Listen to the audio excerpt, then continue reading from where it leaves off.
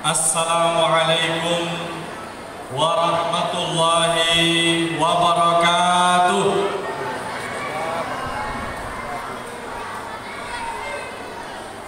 Alhamdulillahilladzi khalaqal insana wa ma hawa, al-muttali'u 'ala ad-dhamiri wa ma hawa, ya'lamu sirra wa ma khafa.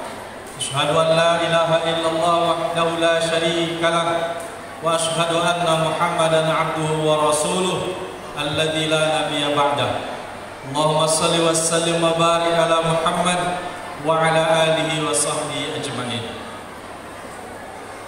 Yang terhormat pimpinan daerah Muhammadiyah Kabupaten Kampar, yang terhormat pimpinan cabang Muhammadiyah Kecamatan Bangkinang, yang terhormat pimpinan ranting Muhammadiyah Pasar Impres, kemudian yang saya hormati Kepala Sekolah Muhammadiyah SD Muhammadiyah 019 Bangkinang beserta majelis guru, dan teristimewa anak-anak kami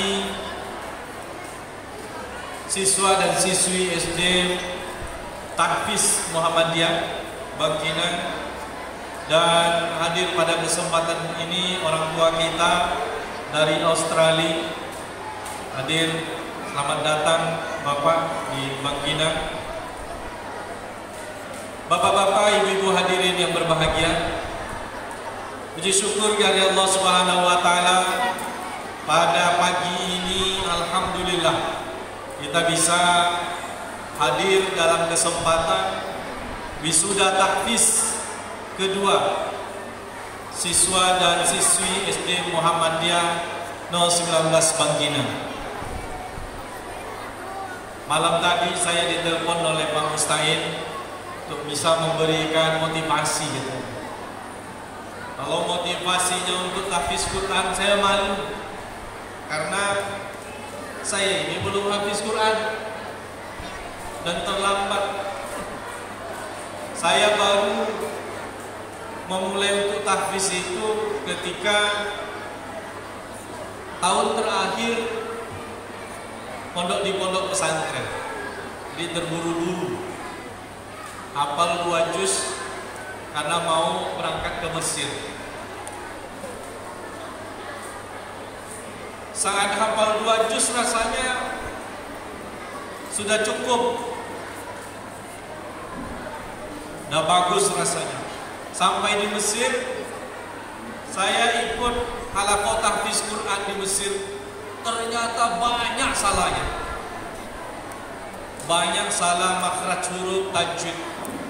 Karena dulu zaman saya di surau mengaji kita itu kan tidak diperhatikan makhrajnya, tidak diperhatikan tajwidnya. Yang penting bisa membaca. Targetnya seperti itu. Gimana kita bisa betul membaca? Gurunya saja tidak tepat bacaannya, itu masalahnya. Gurunya tidak bisa membedakan antara za dengan za, antara sa dengan sya dengan sa, antara hamzah dengan ain, antara qaf dengan kaf. Tapi kalau saya bandingkan dengan pembelajaran Al-Quran kita saat ini, itu luar biasa. Zaman saya masih umur SD, itu belum ada namanya gerakan tahfiz Quran. Belum ada. Di surau-surau kita hanya mengaji, dan mengaji pun tidak bentuknya tahsin, hanya sekedar membaca, menyambung huruf. Yang pandai tajwid itu, pandai makhraj huruf itu hanya yang ikut lomba tilawatil Quran. Tetapi sekarang luar biasa, di mana-mana halaqah tahsin. Bahkan tidak hanya tahsin, sekarang sampai pada tahfiz. Dan tahfiz tidak hanya di pondok pesantren, di tingkat SD, bahkan sekarang di tingkat TK ada tahfiz Al-Quran. Dan alhamdulillah ini adalah kabar gembira bagi kita. Berarti keislaman kita ini semakin baik. Dan insya Allah keislaman kita ini terjaga kalau lembaga-lembaga pendidikan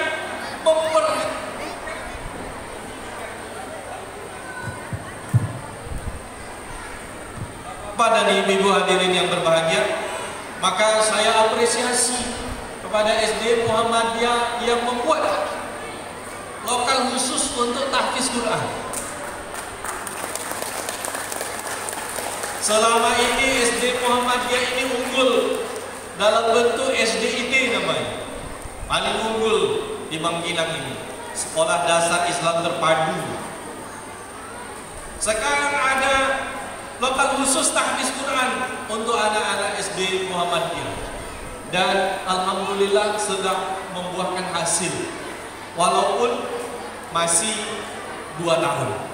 Berarti ini tahun ketiga, tahun baru. Dan insya Allah anak saya Muhammad Azkar Aidi akan masuk menjadi kader Muhammadiyah, walaupun ayahnya orang tarbiyah. Bapak-bapak dan ibu-ibu hadiran yang dirahmati Allah, kita tahu kenapa kita harus berjuang untuk bagaimana anak-anak kita ini cinta dengan Al-Quran, karena orang-orang yang belajar Al-Quran adalah orang yang paling mulia di sisi Allah. Khairukum man ta'allama Al-Quran wa 'allamahu. Sebaik-baik kamu adalah orang yang mempelajari Al-Quran dan yang mengajarkannya. Ini tidak ada orang yang lebih mulia daripada orang yang mempelajari Al-Quran. Dan mempelajarinya itu tingkatannya yang paling tinggi adalah hafiz Al-Quran. Karena hanya orang-orang yang hatinya bersih lah yang bisa menghafal Al-Quran. Rasulullah ketika terjadi satu peperangan dan banyak hafiz Quran itu meninggal, saat itu Rasulullah melaksanakan kunut nazilah. Begitu perhatian Rasulullah kepada orang-orang yang hafal dengan Al-Quran. Bapak Ibu hadirin yang berbahagia,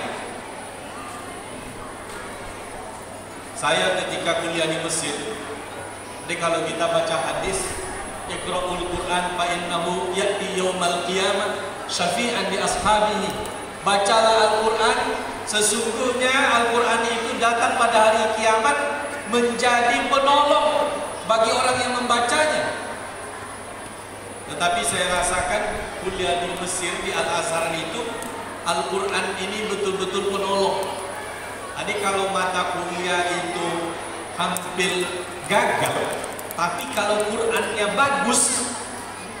bagus, itu bisa ngangkat, tidak jadi gagal.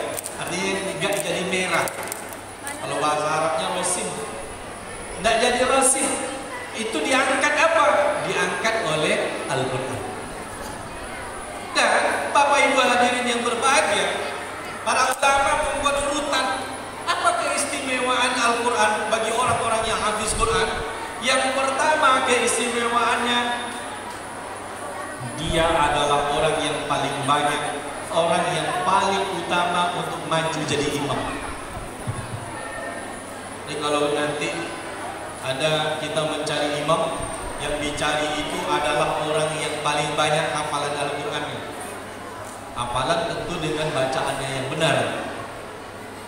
Yang kedua, ahaqqu bil imamah. Orang yang hafal Qurannya banyak, itulah orang yang paling layak untuk dijadikan pemimpin. Bapak-bapak dan ibu-ibu hadirin yang berbahagia, alhamdulillah sekarang ini tumbuh, walaupun belum setingkat presiden, tetapi kepala daerah yang hafalan Al-Qurannya walaupun mungkin tidak hafiz 30 juz, tapi luar biasa. Meskipun belum ideal habis 30 juz. Dan insya Allah dengan kita sekarang sudah bersemangat menyekolahkan anak-anak kita sekarang ini untuk hafiz Al-Quran, disampaikan oleh Pak Basri bahwasanya sekarang universitas menyambut para hafiz Al-Quran untuk diberikan kesempatan bahwasanya tidak hanya terbatas jurusan agama, tetapi kedokteran, teknik. Itu diberikan kebebasan kepada hafiz Al-Quran agar mereka bisa memilih. Dan ketika itu terjadi, Bapak Ibu hadirin yang berbahagia, saya membayangkan nanti saya dulu ketika bawa istri ke Yordan, kemudian beliau hamil di sana dan berkunjung ke dokter. Dokternya perempuan. Kami datang ketuk pintu sedang baca Quran. Dia periksa kandungan istri dan dia bacakan ayat-ayat Al-Quran. Subhanallah. Jadi kan di dalam Al-Quran itu diberikan gambaran tentang penciptaan manusia.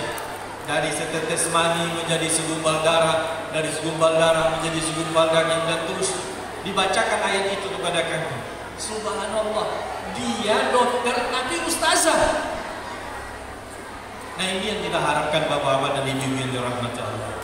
Kalau penghafal Al-Quran ini mengisi pos-pos yang akan menentukan kebijakan bagi negeri, baik di tingkat pusat, jadi presiden, jadi menteri, jadi anggota dewan, jadi gubernur, jadi bupati, jadi kepala dinas, insya Allah akan turun keberkahan bagi dunia ini. Dan kuncinya di kita saat sekarang ini. Maka bapak-bapak dan ibu-ibu hadirin yang berbahagia, jangan kita pernah bosan, jangan kita pernah putus asa. Ingat bapak-bapak dan ibu-ibu hadirin yang berbahagia, kita tidak usah berpikir anak kita nanti mau jadi apa. Sebetulnya pertanyaan saya kemarin mendapat dari pakar pendidikan, yang harus kita tanya kepada anak kita bukan, nak nanti mau jadi dokter, bukan, nah jadi pilot. Tetapi yang harus kita tanyakan kepada anak kita, yang harus kita buat arahkan cita-citanya adalah, nah kamu harus menjadi orang yang bermanfaat bagi orang lain. Mohon maaf, kadang-kadang kalau kita hanya terbatas jadi dokter, jadi insinyur, jadi anggota dewan, tetapi kedudukannya hanya bermanfaat bagi dirinya, sesungguhnya tidak ada nilainya di sisi Allah Subhanahu wa Ta'ala. Maka kalau hafiz Quran hanya untuk dirinya saja, juga tidak ada. Hafiz Quran harus memberikan risalah yang ada di dalam dirinya, itu harus diberikan kepada orang lain. Bapak-bapak dan ibu-ibu kaum muslimin wal muslimat rahimakumullah, mendidik anak untuk menjadi hafiz Quran itu berat. Ingat para orang tua bahwasanya tugas utamanya itu adalah pada diri kita orang tua, bukan pada ustaz-ustazah ini, bukan pada ustaz-ustazah ini. Yang akan ditanya di akhirat adalah kita orang tua biologis dari anak-anak kita. Hanya saja kita karena keterbatasan ilmu, keterbatasan waktu dan kesempatan, kita wakilkan kepada ustaz-ustazah kita, kepada guru-guru anak-anak kita. Maka muliakanlah mereka, karena Rasulullah mengatakan semulia-mulia orang adalah yang mengajarkan Al-Quran. Oleh karena itu, saya masih bertanya-tanya, analisa kenapa orang-orang dulu dia hanya belajar MDA, tapi ilmunya luar biasa. Kenapa? Karena orang-orang dulu memuliakan ustaz-ustazah, memuliakan guru-gurunya. Coba bapak-bapak dan ibu-ibu hadirin yang berbahagia, sampai-sampai kan dulu zakat fitrah itu hanya kepada guru kita di surau diberikan. Hampir semuanya sampai begitu ya.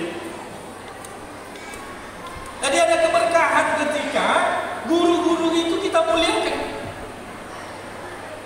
Bapak-bapak dan ibu-ibu hadirin yang berbahagia, ketika guru itu memperhatikan kebutuhan anak-anak kita, maka jangan pernah kita lupa memperhatikan kebutuhan guru-guru tersebut. Dan doakan setiap kita membantu guru-guru daripada anak kita, agar Allah mudahkan anak-anak kita bisa menghafal Quran. Karena sesungguhnya kebaikan, kecerdasan yang ditanamkan oleh Allah kepada anak kita itu adalah dari kebaikan kita, terutama kebaikan kita kepada guru. Yang harus menjadi perhatian kita bahwasanya anak-anak kita itu adalah tanggung jawab kita. Sebetulnya tidak bisa dibayarkan dengan uang SPP, tak cukup Bapak Ibu hadirin yang berbahagia.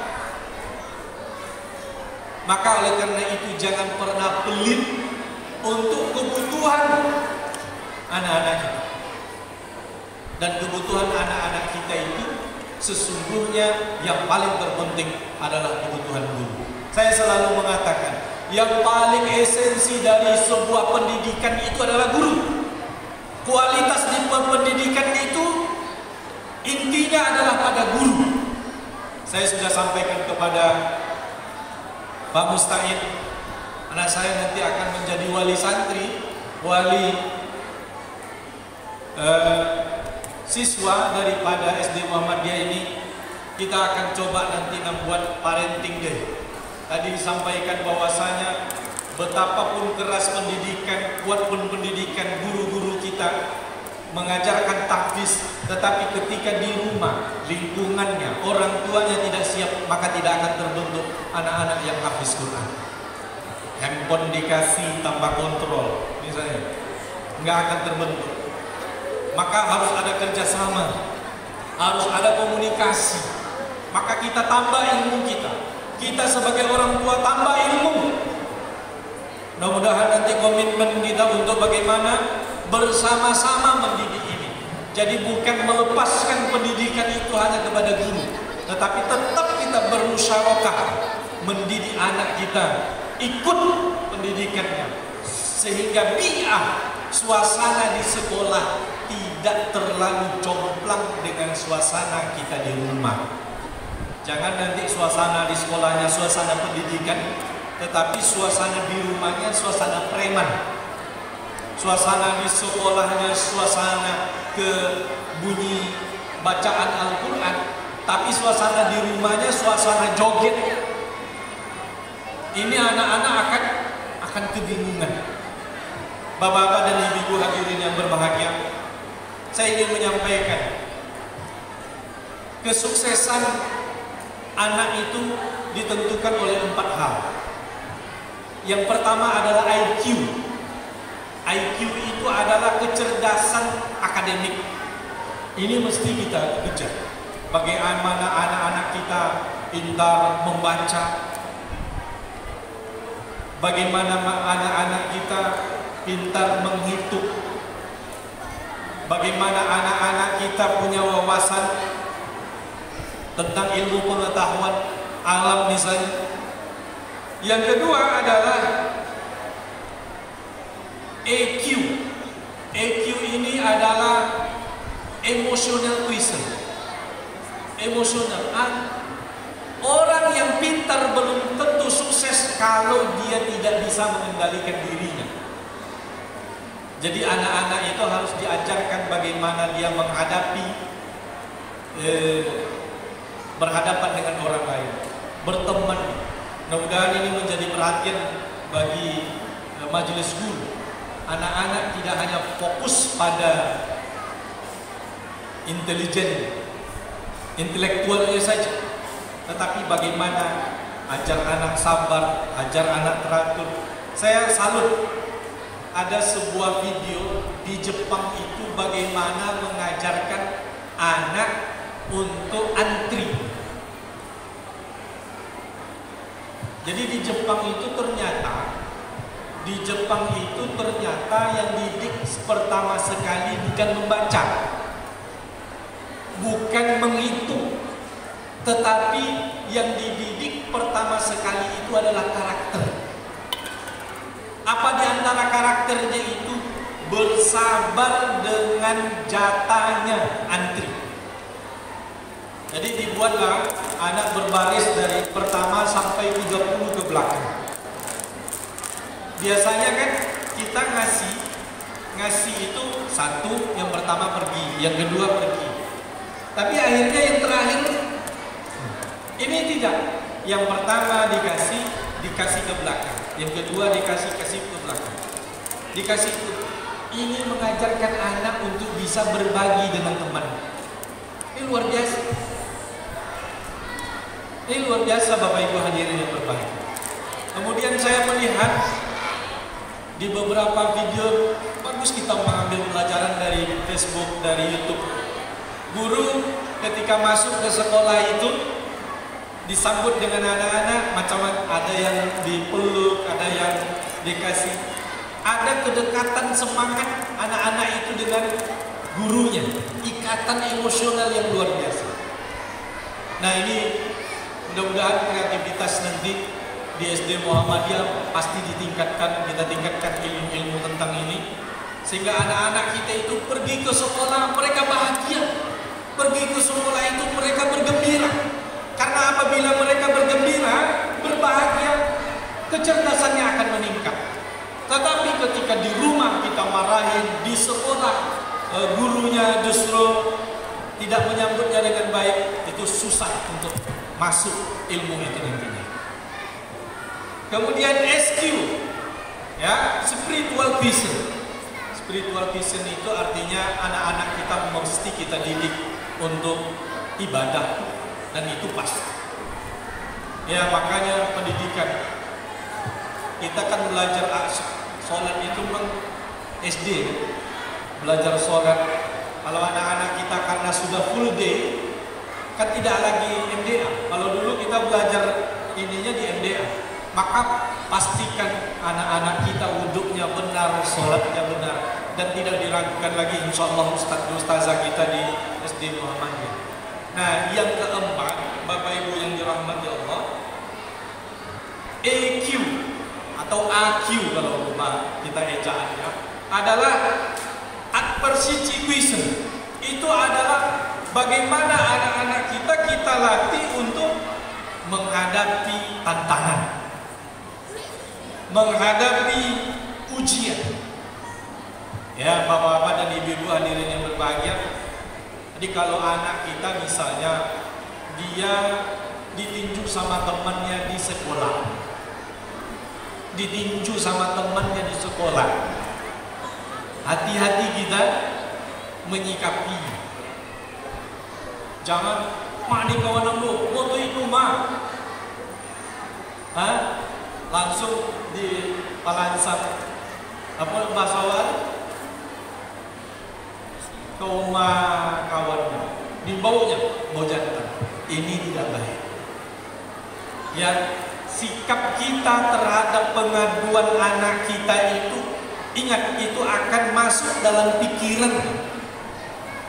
Ketika kita tenang, dengarkan baik-baik, bagaimana ceritanya. Tadi menghadapi ujian, menghadapi sesuatu yang tidak diinginkan oleh anak, ini perlu pendidikan, ini perlu perhatian. Kemudian Bapak-bapak dan Ibu-ibu hadirin yang berbahagia, terakhir, momen-momen kenapa ada wisuda tahfiz, padahal kan belum 30 juz, kan belum tinggi, kenapa ada wisuda? Ingat, saya belajar dalam ilmu psikologi anak, bahwasanya anak itu perlu dibuatkan momentum agar dia muncul kepercayaan diri. Ini adalah momentum anak kita tampil, dan tampil ke depan itu modal besar. Saya rasakan Saya ini tidak pintar, di sekolah juga tidak juara satu. Tetapi yang saya rasakan di antara modal besar saya itu adalah berani tampil. Berani tampil. Anak dari SD saya sudah diperintahkan MDA dulu untuk pidato perpisahan. Di pesantren sering tampil untuk misi muhadharah. Dan tampil itu artinya apa? Ingin bermanfaat bagi orang lain. Maka salah satu dalam diri saya yang selalu saya berikan adalah dimanapun saya tinggal, maka saya akan menawarkan diri untuk mengisi kuliah subuh. Nih Pak Basiranis, awal saya di Bangkina, Masjid Nurul Iman, saya yang menawarkan ke beliau, Pak, saya ngisi pengajian subuh. Saya tinggal pernah di Sungai Kampar, saya pernah nawarkan, Pak, saya ngisi kuliah subuh. Saya di masjid Ar-Rahman juga pernah, Masjid Raya pernah, sampai sekarang di Ciditiro saya yang menawarkan.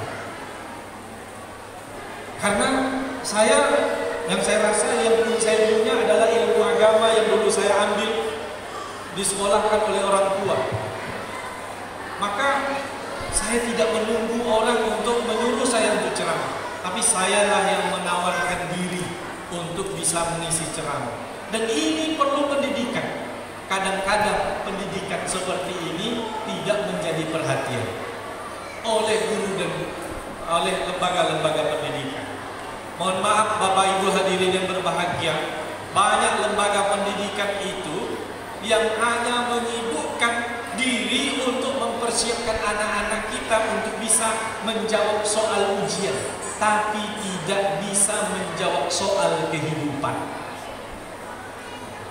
Insya Allah di SD Muhammadiyah ini anak-anak kita tidak hanya mampu menjawab soal ujian semester, tetapi anak-anak kita mampu menjawab soal kehidupan ini. Artinya adalah menjadi orang-orang sukses dalam kehidupan dengan segala kemampuan yang dia dapatkan melalui lembaga pendidikan, terutama pendidikan dasar yang menjadi pendidikan utama di antara tingkatan pendidikan kita.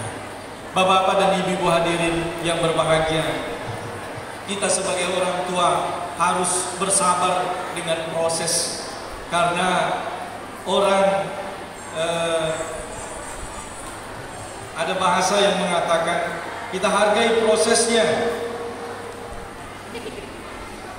karena mendidik tidak bisa mendadak tidak bisa mendidik.